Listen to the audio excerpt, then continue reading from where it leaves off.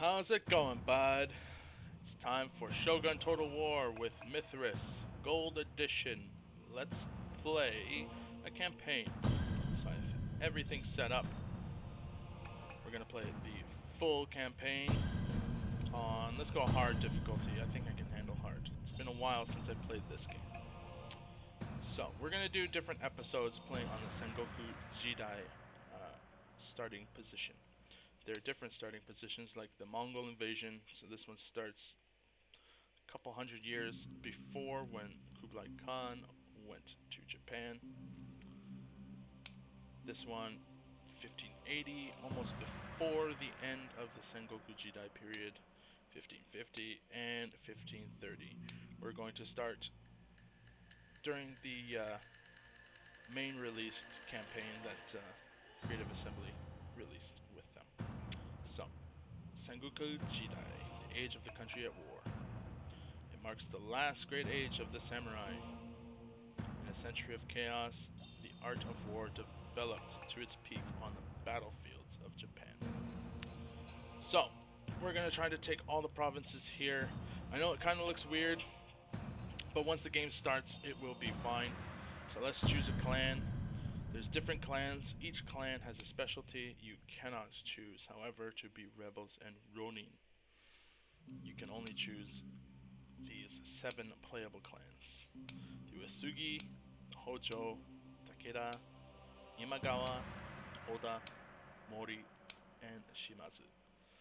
I'm going to play as the Mori clan. I just like the color. That's pretty much it. Though every clan has different strategic advantages that they get and resource advantages. For beginners, the Shimazu clan is probably the easier start because you're landlocked, or I guess island locked, because you can only attack this island from 2 locations. So once you take that area there, all you have to do is expand outwards, and it becomes easy at that point.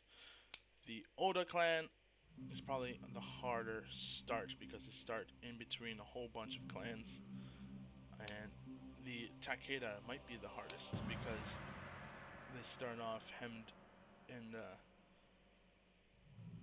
here against the Imagawa and the Uesugi. But yeah.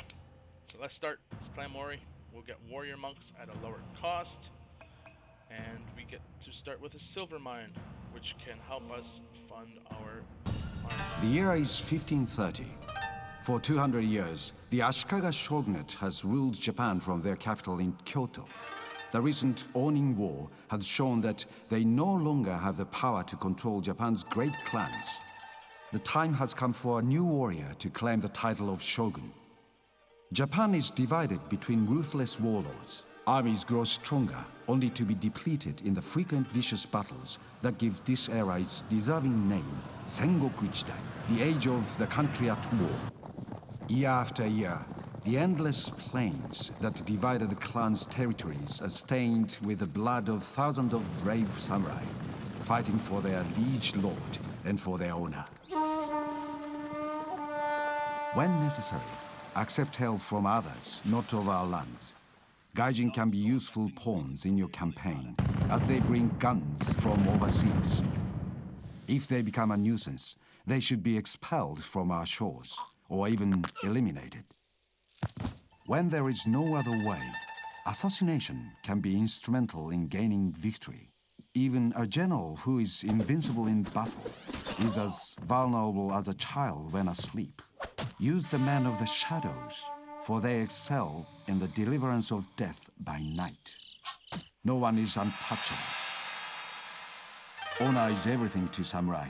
A man who loses face and his honor must then also lose his head. This is Bushido, the way of the warrior.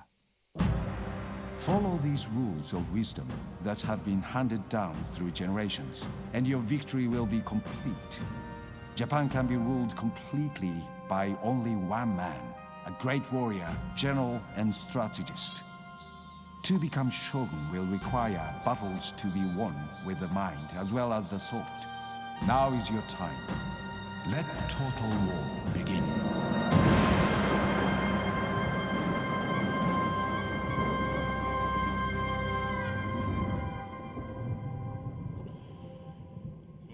Well. That was fascinating. Since chills up my spine like it used to when I was a kid. So, we start off with 8 provinces. This one, we should try to hold on for as long as possible. Let's see. We have high loyalty, so we should charge higher taxes. Should keep watching this every single turn. Otherwise, it could be bad for us. So let's see our income. So we're making not that much money, to be honest. 300 koku a turn. That's almost 400. That is not a lot. So that means when we recruit guys, they are also going to cost us quite a bit. So let's see. No alliances. We have an emissary. He's going to be like a spy for us to see how much men are elsewhere. We're going to put him in Bichu. And we have one heir, Mori Yoshinari. So we have to make sure our daimyo does not die. If he dies, we lose the game. We have a pretty sizable army. Let's check this again. So let's just go Suo. Suo, we have an expenses of 120. So we have this guy, and that costs 120. If we go to Hoki, this guy, he costs 80. So generally, I believe everything costs 80, or at least these spearmen cost 80, and archers and Ashigaru cost 60, perhaps. That makes sense. And our daimyo, I don't think he costs anything. Inami. Inaba. I guess it just depends, really. Oh, 80. Yep. So, that's about right. So, we want to not go to war with the Oda for as long as possible. We will... These rebels are going to be a pain in the butt to deal with. This one, not so much, but I would like it to be a buffer. Shinobi can be built there for cheaper. I'd like it to be a buffer against us and the Oda clan. If anything, I'm going to select these. Have our daimyo ride out. We're going to make war with the Takeda as quickly as possible, just to move them out of this area. We don't want them here at all. I don't think we're going to build anything. We're going to attack first with everything we have.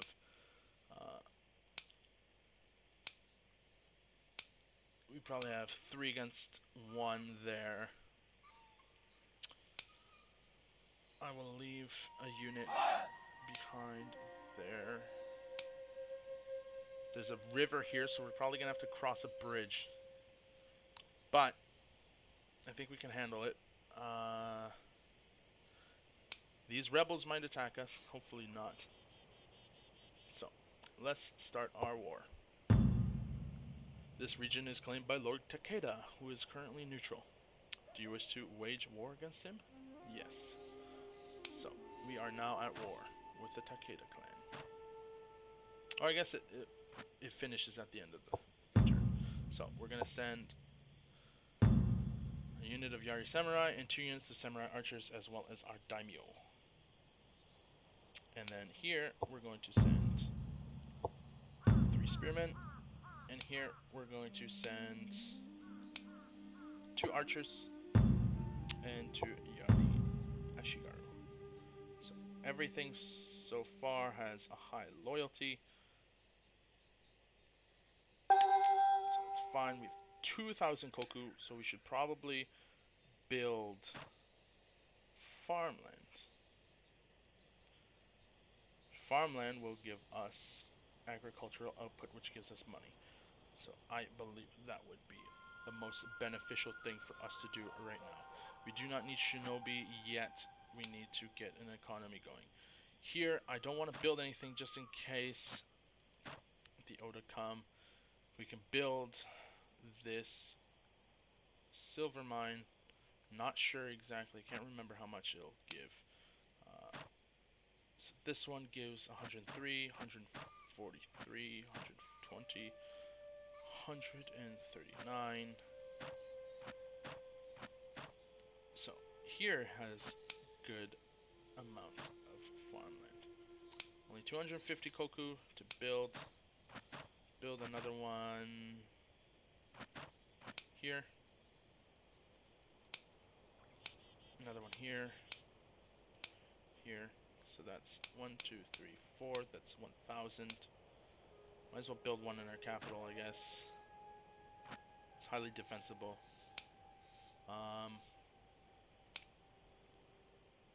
And let's recruit a unit of Yari Samurai. Alright. I think we still have enough money to go around. But in this game, you have to wait until autumn to make any money whatsoever. So, for a few turns, we're going to be without any cash to build units. And building units is integral to making sure your borders are secure. Because I can probably guarantee you Shimazu or Oda will attack us this turn or next turn. Especially since we don't have anyone here guarding our belongings, basically. Our provinces. And he might split up and attack both. But I want to take care of the Takeda as soon as possible, rather than drag out a war on 3 fronts, basically. So, let's end turn. Okay, we're lucky. The Oda did not attack us, and the Shimazu didn't attack us. So, we have one battle here. We can either command the attack personally, automatic resolve the attack, call off the attack. But this is where we're going to leave this episode. I'm going to keep these episodes short, do a couple of battles every episode. I figure my other series, the Knights and Merchants series, they have huge and long episodes because it's impossible to make an episode less than 10 minutes. Otherwise, you're cutting up a whole level of the game. So, I'm going to end here, and I'll see you next time for this battle. Take care.